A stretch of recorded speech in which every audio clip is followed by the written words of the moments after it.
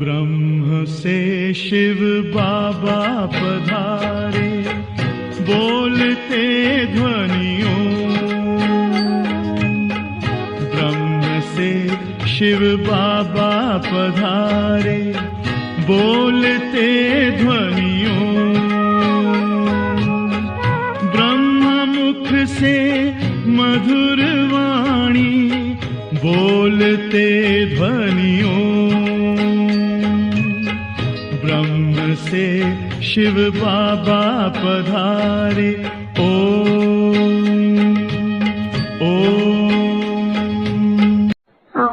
शांति। आज 5 जुलाई 2024 बाबा के महावाक्य है, मीठे बच्चे, याद से ही बैटरी चार्ज होगी, शक्ति मिलेगी, आत्मा सतो प्रधान बनेगी।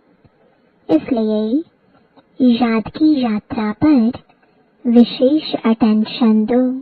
प्रश्न है, जिन बच्चों का प्यार एक बाप से है, उनकी निशानी क्या होगी? उत्तर है, पहला, यदि एक बाप से प्यार है तो बाप की नजर उन्हें निहाल कर देगी। दूसरा, वे पूरा नष्टो मोहा होंगे। तीसरा, जिन्हें बेहद के बाप का प्यार पसंद आ गया, वह और किसी के प्यार में फंस नहीं सकते। चौथा, उनकी बुद्धि झूठ खंड के झूठे मनुष्यों से टूट जाती है। बाबा तुम्हें अभी ऐसा प्यार देते हैं जो अविनाशी बन जाता है। सतयुग में भी तुम आपस में बहुत प्यार से रहते हो। ओम शांति। बेहद के बाप का प्यार अभी एक ही बार तुम बच्चों को मिलता है, जिस प्यार को भक्ति में भी बहुत याद करते हैं। बाबा, बस आपका ही प्यार चाहिए। तुम माता पिता, तुम ही सब कुछ हो। एक से ही आधा कल्प के लिए प्यार मिल जाता है।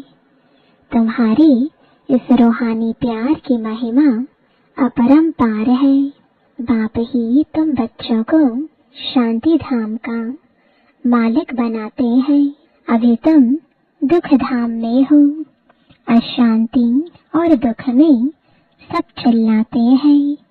धनी थोड़ी किसका नहीं है, इसलिए भक्ति मार्ग में याद करते हैं। परंतु कायदे से भक्ति का भी समय होता है, आधा कल्प। यह तो बच्चों को समझाया है, ऐसे नहीं कि बाप अंतर्यामी है। बाप को सबके अंदर जानने की दरकार ही नहीं। वह तो थॉट रीडर्स होते हैं। वह भी यह विद्या सीखते हैं। यहाँ वह बात ही नहीं, बाप आते हैं। बाप और बच्चे ही यह सारा पाठ बजाते हैं। बाप जानते हैं सृष्टि का चक्र कैसे फिरता है, उसमें बच्चे कैसे पाठ बजाते हैं। ऐसे नहीं कि वह हर एक के अंदर को जानते हैं। यह तो रात को भी समझाया कि हर एक के अंदर तो विकार ही है। बहुत छी मनुष्य है। बाप आकर गुलगुल यानी फूल बनाते हैं। यह बाप का प्यार तुम बच्चों को एक ही बार मिलता है, जो फिर अविनाशी हो जाता है। वहाँ तुम एक दो से बहुत प्यार करते हो। अभी तुम मोहजीत बन रहे हो। सतयुगी राज्य को मोहजीत राजा रानी तथा प्रजा का राज्य कहा जाता है। वहाँ कभी कोई रोते नहीं, दुख का नाम नहीं। तुम बच्चे जानते हो बरोबर भारत में हेल्थ, वेल्थ और हैप्पीनेस था। अब नहीं है, क्योंकि अभी रावण राज्य है। इसमें सब दुख भोगते हैं, फिर बाप को याद करते हैं कि आकर सुख शांति दो, रहम करो। बेहद का बाप है रहम दिल। रावण है बेरहम करने वाला, दुख का रास्ता बताने वाला। सब मनुष्य दुख के रास्ते पर चलते हैं। सबसे बड़े से बड़ा दुख देने वाला है काम विकार। इसलिए बाप कहते हैं, मीठे मीठे बच्चों, काम विकार पर जीत पहनो तो जगत जीत बनेंगे। इन लक्ष्मी नारायण को जगत जीत कहेंगे ना। तुम्हारे सामने एम ऑब्जेक्ट खड़ी है। मंदिरों में भल जाते हैं, परंतु उनकी बायोग्राफी कुछ नहीं जानते। जैसे गुड़ियों की पूजा होती है, देवियों की पूजा करते हैं, रचकर खूब श्रृंगार कराकर भोग आदि लगाते हैं, परंतु वह देवियां तो कुछ भी खाती नहीं। खा जाते हैं ब्राह्मण लोग, क्रिएट कर फिर पालना कर विनाश कर देते। इसको कहा जाता है अंधश्रद्धा। सतयुग में यह बातें होती नहीं। यह सब रस्म रिवाज निकलती है कलयुग में। तुम पहले पहले एक शिव बाबा की पूजा करते हो, जिसको अव्यभिचारी राइटियस पूजा कहा जाता है। फिर होती है व्यभिचारी पूजा। बाबा अक्षर कहने से ही परिवार की खुशबू आती है। तुम भी कहते हो ना, तुम माता पिता, तुम्हारे इस ज्ञान देने की कृपा से हमको सुख घनेरे मिलते हैं। बुद्धि में याद है कि हम पहले पहले मूल वतन में थे, वहां से यहाँ आते हैं शरीर लेकर पाठ बजाने। पहले पहले हम दैवी चोला लेते हैं, अर्थात देवता कहलाते हैं। फिर क्षत्रिय, वैश्य, शूद्र वर्ण में आते भिन्न भिन्न पाठ बजाते हैं। यह बातें तुम पहले नहीं जानते थे।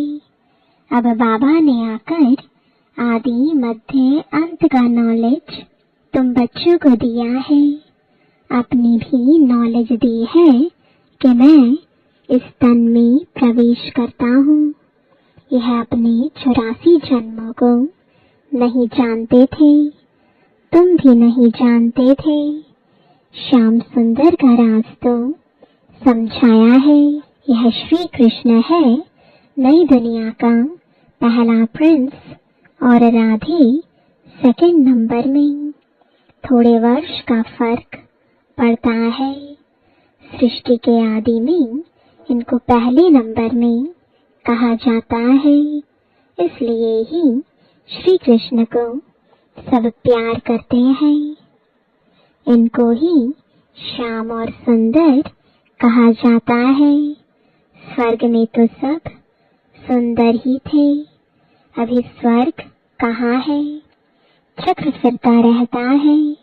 ऐसे नहीं कि समुद्र के नीचे चले जाते हैं।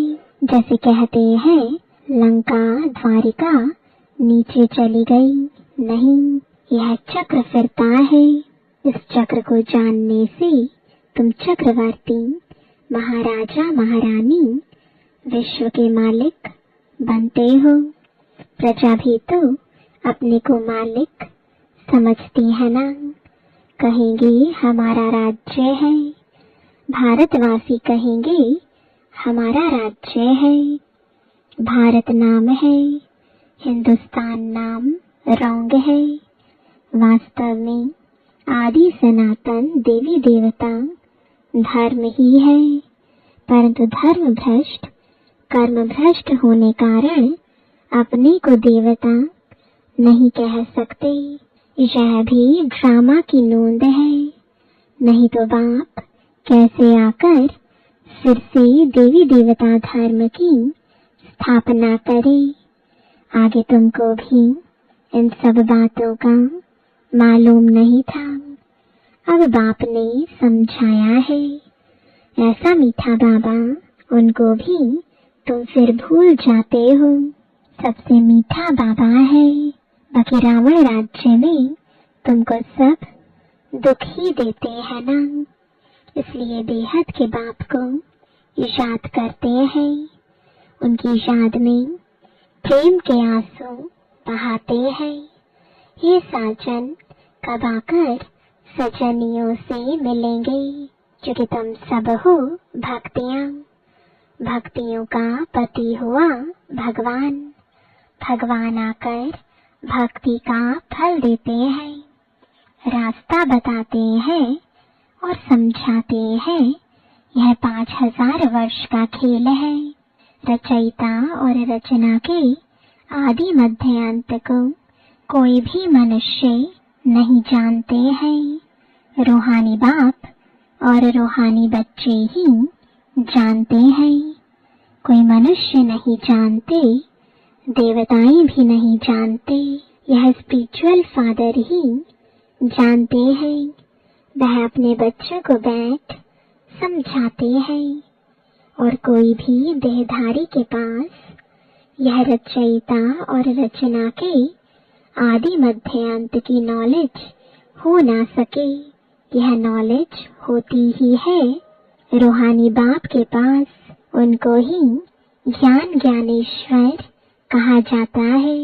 ज्ञान ज्ञानेश्वर तुमको ज्ञान देते हैं राज राजेश्वर बनाने के लिए, इसलिए इसको राजयोग कहा जाता है। बाकी वह सभी है हठ योग। हठ योगियों के भी चित्र बहुत हैं। सन्यासी जब आते हैं, वह आकर बाद में हठ योग सिखलाते हैं। जब बहुत वृद्धि हो जाती है, तब हठ योग आदि सिखलाते हैं। बाप ने समझाया है, मैं आता ही हूँ संगम पर, आकर राजधानी स्थापन करता हूँ। स्थापना यहाँ करते हैं न कि सतयुग में। सतयुग आदि में तो राजा ही है, तो जरूर संगम पर स्थापना होती है। यहाँ कलयुग में है सब पुजारी, सतयुग में है पूज्य। तो बाप पूज्य बनाने के लिए आते हैं। पुजारी बनाने वाला है रावण। यह सब जानना चाहिए ना। यह है ऊंच से ऊंच पढ़ाई। इस टीचर को कोई जानते नहीं। वह सुप्रीम बाप भी है, टीचर भी है, सतगुरु भी है। यह कोई नहीं जानते। बाप ही आकर अपना पूरा परिचय देते हैं। बच्चों को खुद बढ़ाकर फिर साथ में ले जाते हैं। बेहद के बाप का लव मिलता है तो फिर और कोई लव पसंद नहीं आता। इस समय है ही झूठ खंड, झूठी माया, झूठी काया, झूठा सब संसार। भारत अब झूठ खंड है, फिर सतयुग में होगा सचखंड। भारत कभी विनाश को नहीं पाता है। यह है सबसे बड़े से बड़ा तीर्थ, जहाँ बेहद का बाप बच्चों को बैठ सृष्टि के आदि मध्य अंत का राज समझाते हैं और सर्व की सदगति करते हैं। यह बहुत बड़ा तीर्थ है। भारत की महिमा अपरंपार है, परंतु यह भी तुम समझ सकते हो। भारत है वंडर ऑफ वर्ल्ड। वह है माया के 7 वंडर्स। ईश्वर का वंडर एक ही है। बाप एक, उनका वंडरफुल स्वर्ग भी एक है। उनको ही हेवन, पैराडाइज कहते हैं। सच्चा सच्चा नाम एक ही है। स्वर्ग यह है नर्क। ऑल राउंड चक्र तुम ब्राह्मण ही लगाते हो। हम सो ब्राह्मण सो देवता। चढ़ती कला उतरती कला, चढ़ती कला तेरे भाने सर्व का भला। भारतवासी ही चाहते हैं कि विश्व में शांति भी हो, सुख भी हो। स्वर्ग में तो है ही सुख, दुख का नाम नहीं। उनको कहा जाता है ईश्वरीय राज्य। सतयुग में सूर्यवंशी, फिर सेकंड ग्रेड में है चंद्रवंशी। तुम हो आस्तिक, वह है नास्तिक। तुम धनी के बन बाप से वर्षा लेने का पुरुषार्थ करते हो। तुम्हारी माया के साथ गुप्त लड़ाई चलती है। बाप आते हैं रात्रि को, शिवरात्रि है ना, परंतु शिव की रात्रि का भी अर्थ नहीं समझते। ब्रह्मा की रात पूरी होती है, दिन शुरू होता है। वह कहते हैं श्री कृष्ण भगवानुवाच। यह तो है शिव भगवानुवाच। अब राइट कौन? श्री कृष्ण तो पूरे 84 जन्म लेते हैं। बाप कहते हैं मैं आता हूँ साधारण बूढ़े तन में। यह भी अपने जन्मों को नहीं जानते हैं। बहुत जन्मों के अंत में जब पतित बन जाते हैं तो पतित सृष्टि, पतित राज्य में आता हूँ। पतित दुनिया में अनेक राज्य, पावन दुनिया में होता है एक राज्य। हिसाब है ना। भक्ति मार्ग में जब बहुत नौधा भक्ति करते हैं, सिर काटने पर आ जाते हैं, तब उनकी मनोकामना पूरी होती है। बाकी उसमें रखा कुछ भी नहीं है। उसको कहा जाता है नौधा भक्ति। जब से रावण राज्य शुरू होता है, तब से भक्ति के कर्मकांड की बातें मनुष्य पढ़ते पढ़ते नीचे आ जाते हैं। कहते हैं व्यास भगवान ने शास्त्र बनाए, क्या क्या बैठ लिखा है। भक्ति और ज्ञान का राज अभी तुम बच्चों ने समझा है। सीढ़ी और झाड़ में यह सब समझानी है। उसमें 84 जन्म भी दिखाए हैं। सब तो 84 जन्म नहीं लेते हैं। जो शुरू में आए होंगे वही पूरे 84 जन्म लेंगे। यह नॉलेज तुमको अभी ही मिलती है, फिर सोर्स ऑफ इनकम हो जाती है। 21 जन्म कोई अप्राप्त वस्तु नहीं रहती है जिसकी प्राप्ति के लिए पुरुषार्थ करना पड़े। उसको कहा जाता बाप का एक ही स्वर्ग है। वंडर ऑफ दी वर्ल्ड नाम ही है पैराडाइज। उनका बाप मालिक बनाते हैं। वह तो सिर्फ वंडर्स दिखाते हैं, परंतु तुमको तो बाप उसका मालिक बनाते हैं। इसलिए अब बाप कहते हैं निरंतर मुझे याद करो। सिमर सिमर सुख पाओ, कल है कलेश मिटे सब तन के, जीवन मुक्ति पद पाओ। पवित्र बनने के लिए याद की यात्रा भी बहुत जरूरी है। मन मना भव तो फिर अंतमति सुगति हो जाएगी। गति कहा जाता है शांति धाम को। सदगति होती है यहाँ। सदगति के अगेंस्ट होती है दुर्गति। अभी तुम बाप को और रचना के आदि मध्य अंत को जान गए हो। तुमको बाप का लव मिलता है। बाप नजर से निहाल कर देते हैं। सम्मुख आकर ही नॉलेज सुनाएंगे ना। इसमें प्रेरणा की तो कोई बात ही नहीं। बाप डायरेक्शन देते हैं, ऐसे याद करने से शक्ति मिलेगी। जैसे बैटरी चार्ज होती है ना, यह मोटर है, इसकी बैटरी डल हो गई है। अब सर्वशक्तिमान बाप के साथ बुद्धि का योग लगाने से फिर तुम तमो प्रधान से सतो प्रधान बन जाएंगे। बैटरी चार्ज हो जाएगी। बाप ही आकर सबकी बैटरी चार्ज करते हैं। सर्वशक्तिमान बाप ही है। यह मीठी मीठी बातें बाप ही बैठ समझाते हैं। वह भक्ति के शास्त्र तो जन्म जन्मांतर पढ़ते आए हो। अब बाप सब धर्म वालों के लिए एक ही बात सुनाते हैं। कहते हैं अपने को आत्मा समझ बाप को याद करो तो तुम्हारे पाप कट जाएंगे। अब याद करना तुम बच्चों का काम है। इसमें मूंझने की तो बात ही नहीं है। पतित पावन एक बाप ही है।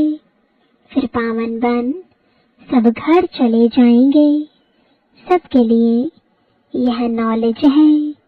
यह है सहज राजयोग और सहज ज्ञान। अच्छा, मीठे मीठे सिकिलते बच्चों प्रति माता पिता बाप दादा का याद प्यार और गुड मॉर्निंग। रूहानी बाप की रूहानी बच्चों को नमस्ते। रूहानी बच्चों की रूहानी बाप दादा को गुड मॉर्निंग और नमस्ते। धारणा के लिए मुख्य सार है पहला, सर्वशक्तिमान बाप से अपना बुद्धि योग लगाकर बैटरी चार्ज करनी है। आत्मा को सत प्रधान बनाना है। याद की यात्रा में कभी मूंझना नहीं है।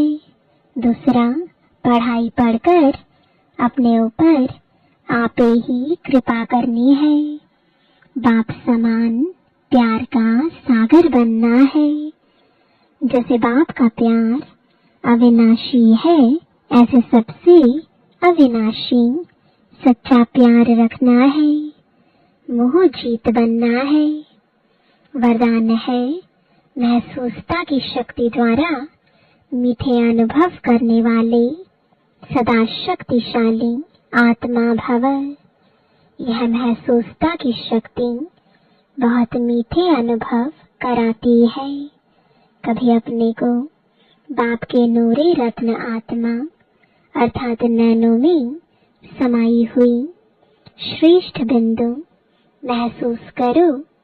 कभी मस्तक पर चमकने वाली मस्तक मणि, कभी अपने को ब्रह्मा बाप के सहयोगी राइट हैंड ब्रह्मा की भुजाएं महसूस करो।